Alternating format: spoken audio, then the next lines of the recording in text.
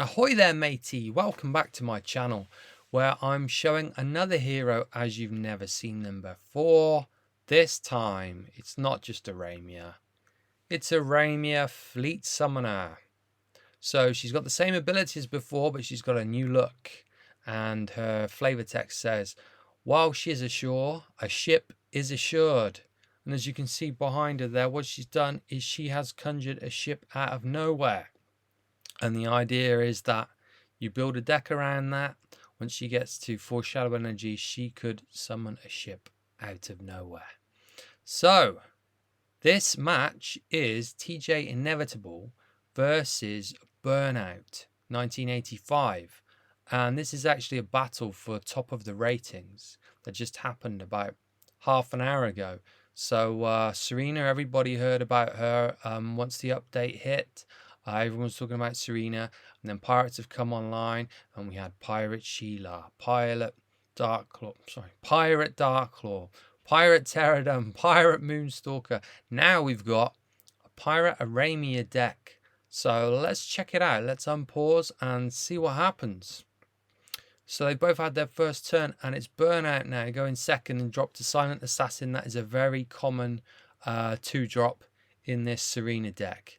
Ravenscrest has hit, and Glimpse the Forbidden has dropped down, which renews a resource and draws a card. Now, if Burnout doesn't do anything here, then 2 cards will be drawn rather than 1 at the start of the turn. And indeed, that is what has happened. And another Glimpse the Forbidden. Now, in this case, one reason you might do that is just to try and filter cards out of the hand, actually.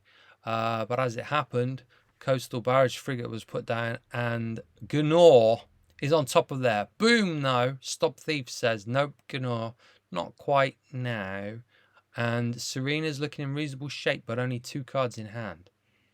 Whereas Inevitable had 7 and now has just sacrificed 1, dropped 1, drawn a card thanks to the location. Horizon's Reach puts down an ally on board and draws a card thanks to Horizon's Reach. And it's Eriss who blows up her own skirmish to be able to stay out on the board. This deck is incredibly comborific, and Ankle Breaker has just slapped Eriss there. Thing about this though is that Eriss can go back onto the ship from the board, and that's what's going to happen. No, it's not what's going to happen actually, but he could have done that. Instead, he's gone and played the Dockside Coercer to yoink the assassin and dropped Tome of Knowledge for card draw. So Stop Thief has blown up the ship, and the Silent Assassin has gone back to the controller of the ship's hand. That's the rules of ships. And the Iron Melter's dropped down, thrown away a weapon. Gyre and Gimbal. Let's pause it here. If you'll let me. Gyre and Gimbal. Can't see it too well there. It's meant to be the most OP weapon in the game, apparently. Well, Burnout just sacrificed it. Maybe that's why things are going as they're going. I don't know. He is one of the best players, as I've said before. One of the best players ever in the game. Gnor has popped down. And Aramia hasn't summoned a fleet there. She's summoned a Machete from the deck, which is pretty handy. It's got more durability and attack if a location's down that you control. Serena's finding another Stop Thief. She's now up to 8 resources, blown up the ship again. Noxious Acquisitioner has done enough to take Eriss off the board. She's going to get exiled now because she had poison when she died. Here comes Gnor. He's just been summoned, and Soulbound Armor is free thanks to Gnor. And that's discarded a location to be able to shoot into play and be able to attack. And that's a really solid board there now. Inevitable, although he's only on 14 health, he's got really good board position. So the Acquisitioner has killed off the Coercer and drawn a card, and it's been exiled. And now Serena's going to use her ability, and is she going to hit an ally? She has hit an ally, so a card is drawn and immediately goes to Serena's hand. Inevitable is down to 14 cards in deck, 3 in hand, 2 on the board. Here's another Soulbound Armor, and Eriss just comes straight down. No ships being used here. Chuck away a Gnor, and wow, that's a brilliant board position to be in. No cards left in hand, but Tome of Knowledge can do some drawing. And actually, Burnout has surrendered. And in fact, that was how the top of the ratings has changed. So it must be like 317 point something, 317 point something less. So Inevitable's actually taken back the top of the ratings, despite messing about with various different heroes. Top of the best score is still Bob Wayne. No one can catch him really. So Inevitable's still at a reputable 5th. Bob started playing Aramia as well, but what I'd like to do is first show you the deck in case you know I haven't got long to watch this. So here's the deck. It's just probably easier to see in this form. So we got 3 Coercers, 3 Erisses. So that's the only low-cost card. Otherwise, its fat is Gandrid.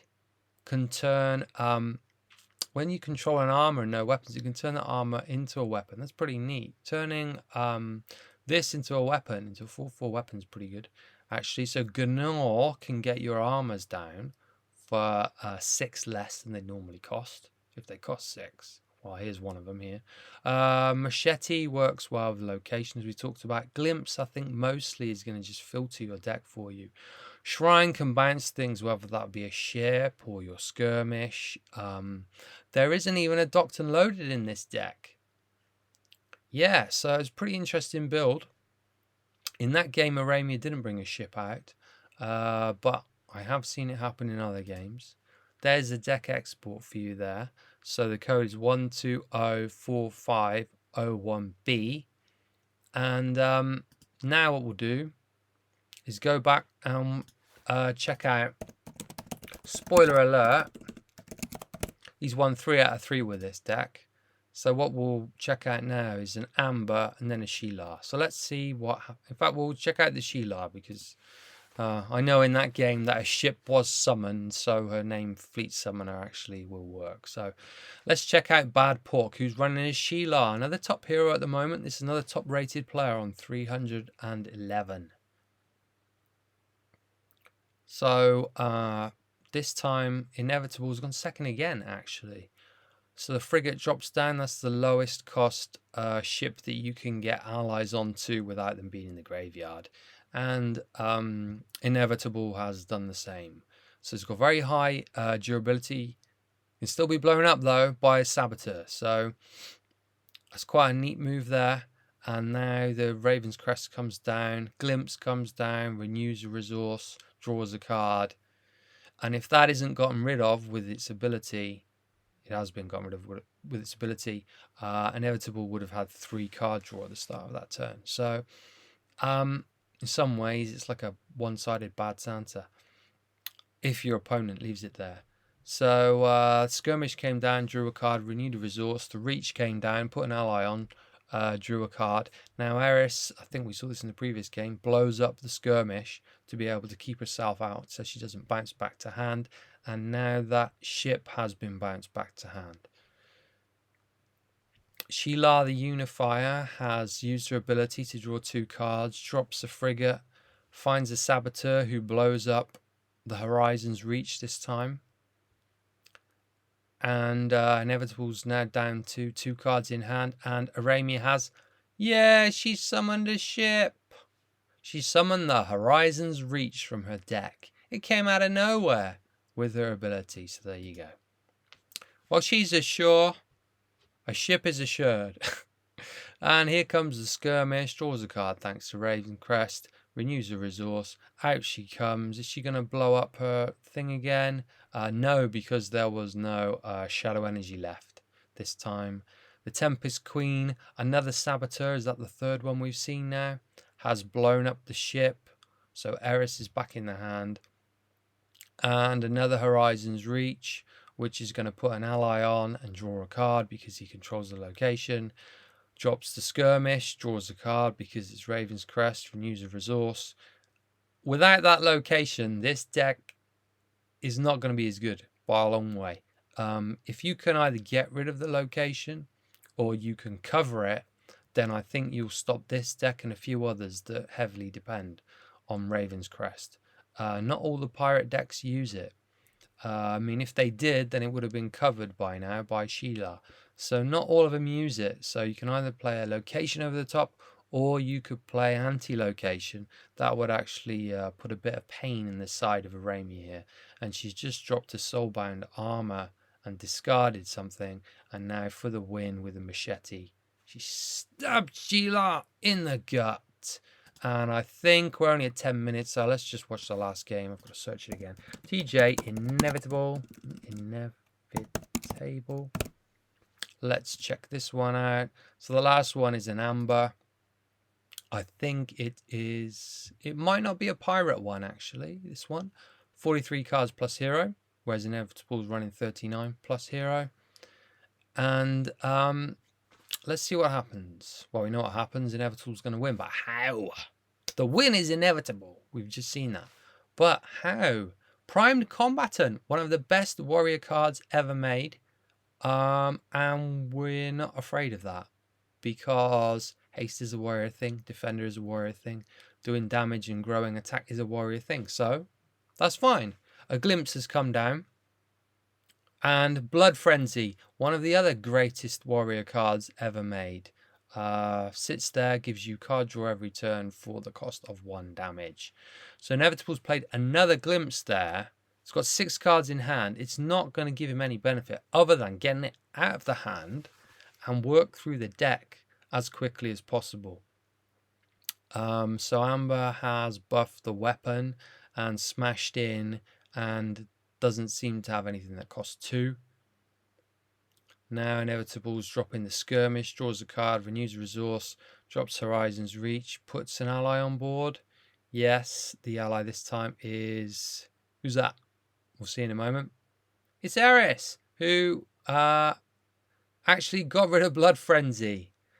She doesn't mind going back to the ship on that instance because the draw has been wrecked. Spoils of War is a new card for warriors, another decent one. Every time combat damage is dealt, it gains a durability, and you can spend 3 of that to get a resource. Another Shoreline Skirmish here. This deck really does go through itself incredibly quickly. And out comes Gnor this time. And the lowest burden for free. And he bounces his own Shoreline Skirmish, replays it, and brings out his other ally, Eriss, who he then uses to block. Whoa, what a... If you love combo decks, this is a one for you. Look at this. You've got to get yourself this Aramia. You've got to build this deck. It looks so much fun. I talked to Inevitable earlier. He said he was really enjoying this one. Not just because he's won 3 in a row with it, but cards from previous, like Lowest Burden. When did you last see that card? When did you ever see that card? Horizon's Reach brings Eriss back onto itself, draws a card because she was added to the crew. Now the Reach is gone and she's gone back again. The card draw, the cycling is absolutely insane with this deck. Enjoy it while it lasts because you never know, it might get nerfed. Ravenscrest might get nerfed or something. Enjoy the combos.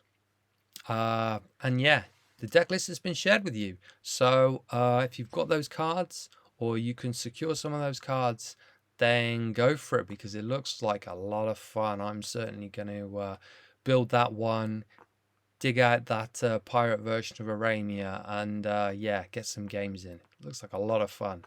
All right, don't forget to comment on all of my pirate themed videos because each one you comment on, you've got a chance to win one of them 7 days after it goes up. So comment on this one with your in-game name. 7 days later, you might be the lucky winner of this Altart Aramia Fleetsummoner. Anyway, thank you for tuning in. I've made loads of videos recently. If you've not seen them all, go back and check because, yeah, there's a lot of great content there. But I'm going to sign off now. So see you next time.